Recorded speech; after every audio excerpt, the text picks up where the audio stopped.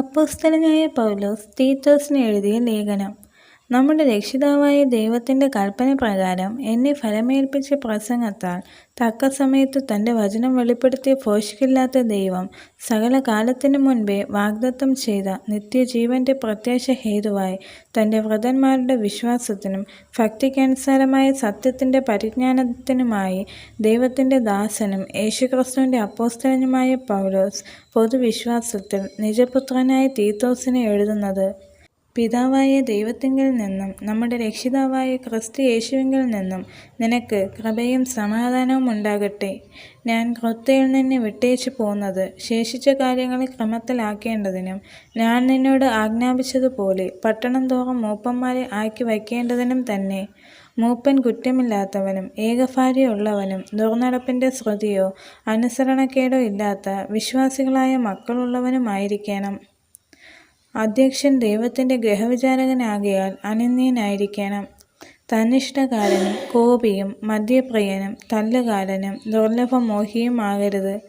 അതിഥിപ്രിയനും സൽഗുണപ്രിയനും സുബോധശീലനും നീതിമാനും നിർമ്മലനും ജിതേന്ദ്രിയനും പദ്യോപദേശത്താൽ പ്രബോധിപ്പിക്കുവാനും വിരോധികൾക്ക് ബോധം വരുത്തുവാനും ശക്തനാകേണ്ടതിന് ഉപദേശപ്രകാരമുള്ള വിശ്വാസ്യ വചനം മുറുകെ പിടിക്കുന്നവനുമായിരിക്കണം.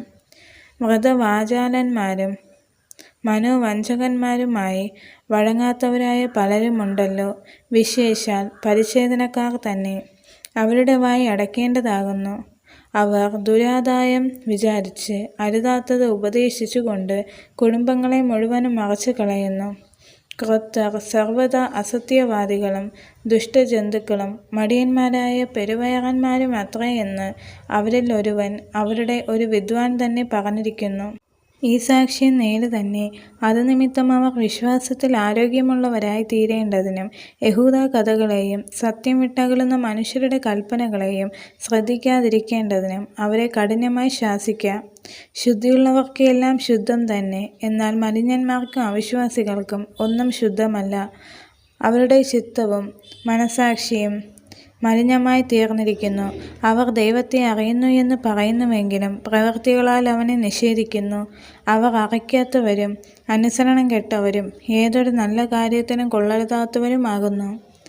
2-ാം അധ്യായം. നീയോ പദ്യോപദേശത്തിന് ചേരുന്നത് പ്രസ്താവിക്കുക.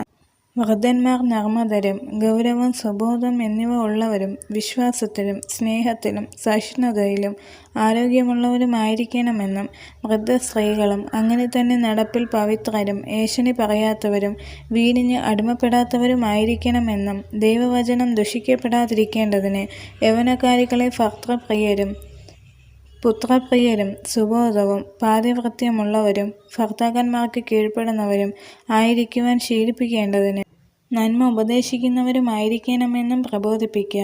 അവണ്ണ യൗവനക്കാരെയും സുബോധമുള്ളവരായിരിക്കാൻ പ്രബോധിപ്പിക്കുക. വിരോധി നമ്മെക്കൊണ്ട് ഒരു തിന്മയും പറയുവാൻ വകയില്ലാതെ ലജ്ജിക്കേണ്ടതിന് സകലത്തിലും നിന്നെ തന്നെ സൽപ്രവൃത്തികൾക്ക് മാതൃകയാക്കി കാണിക്കുക. ഉപദേശത്തിൽ നിർമ്മലതയും ഗൗരവവും ആക്ഷേപിച്ചുകൂടാത്ത പദ്യവചനവുമുള്ളവനായിരിക്കുക. ദാസന്മാർ നമ്മുടെ രക്ഷിതാവായ ദൈവത്തിൻ്റെ ഉപദേശത്തെ സകലത്തിലും അലങ്കരിക്കേണ്ടതിന് യജമാനന്മാർക്ക് കീഴടങ്ങി സകലവിധത്തിലും പ്രസാദം വരുത്തുന്നവരും എതിർ പറയുകയോ വഞ്ചിച്ചെടുക്കുകയോ ചെയ്യാതെ സകലത്തിലും നല്ല വിശ്വസ്തത കാണിക്കുന്നവരുമായിരിക്കാൻ കൽപ്പിക്കാം. സകല മനുഷ്യർക്കും രക്ഷാകരമായ ദൈവകൃപ ഉദിച്ചുവല്ലോ. നാം ഭാഗ്യകരമായ പ്രത്യാശയ്ക്കായിട്ടും മഹാദൈവവും നമ്മുടെ രക്ഷിതാവായ യേശുക്രിസ്തുവിൻ്റെ തേജസ്സിൻ്റെ പ്രത്യാശയ്ക്കായിട്ടും കാത്തുകൊണ്ട് ഭക്തികേടും പ്രപഞ്ചമോഹങ്ങളും വർജിച്ചിട്ട് ഈ ലോകത്തിൽ സുബോധത്തോടും നീതിയോടും ദൈവഭക്തിയോടും കൂടെ ജീവിച്ച് പോരേണ്ടതിന് അത് നമ്മെ ശിക്ഷിച്ചു വളർത്തുന്നു. അവൻ നമ്മെ സകല അധർമ്മത്തിൽ നിന്നും വീണ്ടെടുത്ത് സൽപ്രവൃത്തിയിൽ ശുഷ്കാന്തിയുള്ളൊരു സ്വന്തം ജനമായി തനിക്ക് ശുദ്ധീകരിക്കേണ്ടതിന് തന്നെ താൻ നമുക്ക് വേണ്ടി കൊടുത്തു. ഈ പൂർണ്ണ ഗൗരവത്തോടെ പ്രസംഗിക്കുകയും പ്രബോധിപ്പിക്കുകയും ശാസിക്കുകയും ചെയ്യുക. ആരും നിന്നെ തുച്ഛീകരിക്കരുത്. 3-ാം അധ്യായം. വാഴ്ചകൾക്കും അധികാരങ്ങൾക്കും കീഴടങ്ങി അനുസരിക്കുവാനും സകല സൽപ്രവൃത്തിക്കും ഒരുങ്ങിയിരിക്കുവാനും ആരെക്കൊണ്ടും ദൂഷണം പറയാതെയും കലഹിക്കാതെയും ശാന്തരായി സകല മനുഷ്യരോടും പൂർണ്ണ സൗമ്യത കാണിക്കുവാനും അവരെ ഓർമ്മപ്പെടുത്തുക.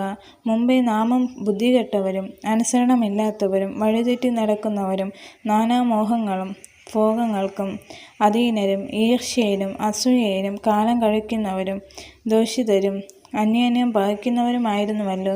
എന്നാൽ നമ്മുടെ രക്ഷിതാവായ ദൈവത്തിൻ്റെ ദയയും മനുഷ്യപ്രീതിയും ഉദിച്ചപ്പോൾ അവൻ നമ്മെ നാം ചെയ്ത നീതിപ്രവൃത്തികളാലല്ല, തൻ്റെ കരുണപ്രകാരമത്രേ രക്ഷിച്ചത്. നാം അവൻ്റെ കൃപയാൽ നീതീകരിക്കപ്പെട്ടിട്ട് പ്രത്യാശപ്രകാരം നിത്യജീവൻ്റെ അവകാശികളായി തീരേണ്ടതിന് വീണ്ടും ജലസ്നാനം കൊണ്ടും നമ്മുടെ രക്ഷിതാവായ യേശുക്രിസ്തു മൂലം നമ്മുടെ മേൽ ധാരാളമായി പകർന്ന പരിശുദ്ധാത്മാവിൻ്റെ നവീകരണം കൊണ്ടും തന്നെ ഈ വചനം വിശ്വാസയോഗ്യം.